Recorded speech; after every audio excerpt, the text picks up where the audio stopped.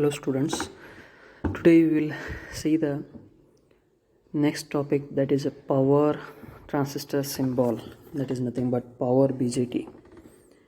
So power BJT is nothing but the power bipolar junction transistor.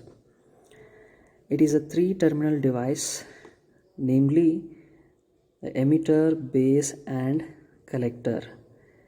So already in the previous semesters we have studied about the BJT, bipolar junction transistor. So how many terminals it consists? 3 terminals it consists, that is a collector, base and emitter. You can say in any order. So you can see here the diagram, the symbol of power BJT. Actually here 2 diagrams I have given. So in this one, first one is a NPN, and which is, you are looking at the left side, that is a NPN, at the right side that is a PNP. These 2 types of power BJTs are available. So normally the maximum preference we are giving to NPN. See here, in the NPN BJT, when the base emitter junction is forward biased to the saturation, the transistor will be on. So as we know, so here you can observe, I'll show this. This is a base and this is an emitter. So when we start looking these 2 terminals, so base and emitter, inside this the structure of this indicates there will be layers. So NPN. So here PN, it is just like a diode. So base emitter is acting as a diode now. So when you are going to make a forward bias of these 2 terminals, so as soon as you will make the forward bias of these 2 terminals, your transistor will be turned on. So that is, power transistor will be turned on immediately. And what happens after turn on the transistor? The current flows from collector to emitter. So this is a direction I am showing. So from collector to emitter, the current starts flowing after making this power BJT turn on. So you may ask me, so what happens if you are using the PNP transistor? Same thing. So there is no change. So here also, when you are going to give a forward bias condition to the base and emitter, so here also immediately after making these 2 terminals forward bias, your PNP transistor will be turned on. But a small difference we can say here.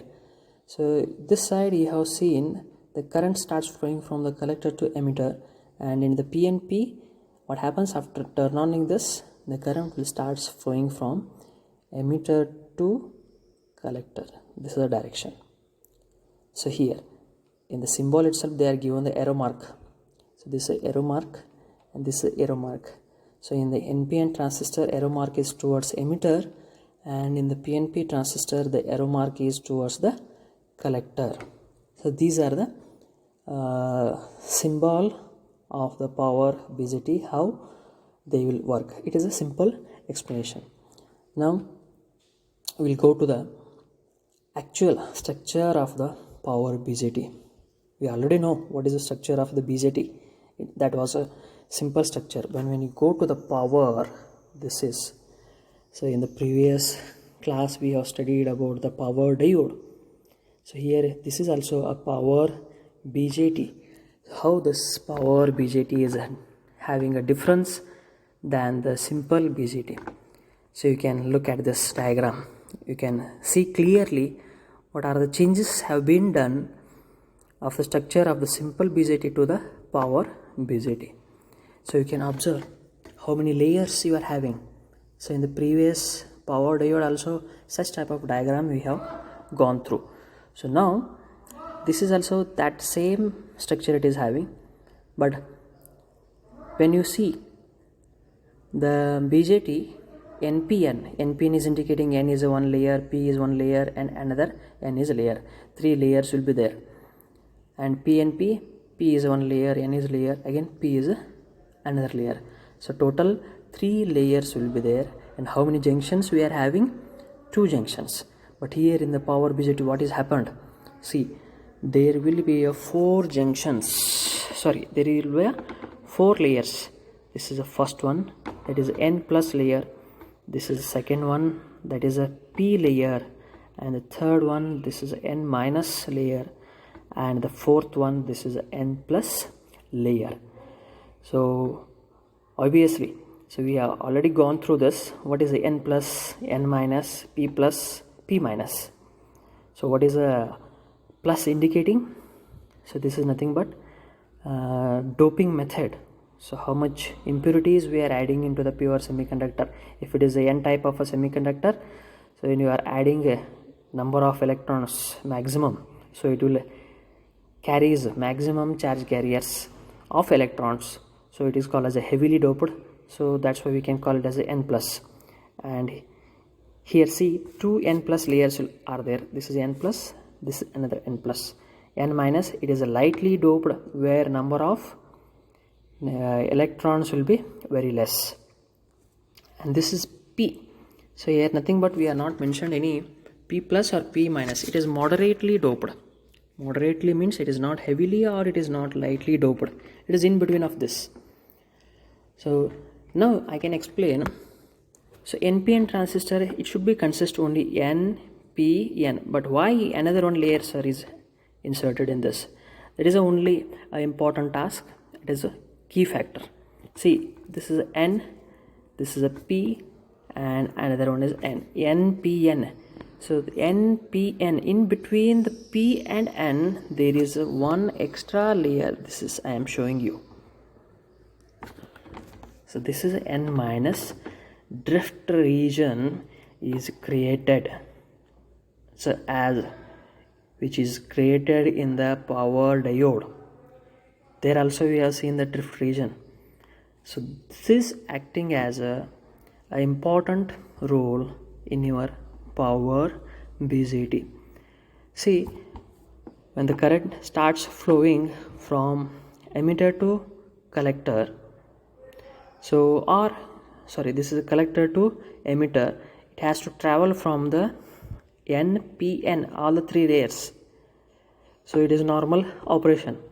But what N minus drift layer is there, it is acting as a opposing the flow of the current. It is acting as a resistance. Because it is a power BJT, we need to apply a maximum power which has to sustain by the power BJT. So that's why in N minus layer the number of electrons are very less. That's why it will not allow immediately to break the junctions of these power BJT. So it takes a time, and also you need to apply a maximum voltage. So as soon as you will apply maximum voltage, so that time immediately this drift region will allow the electrons inside it to flow from the collector to emitter. So now this is simple operation of the power BJT. Here they are given the thicknesses of all the layers.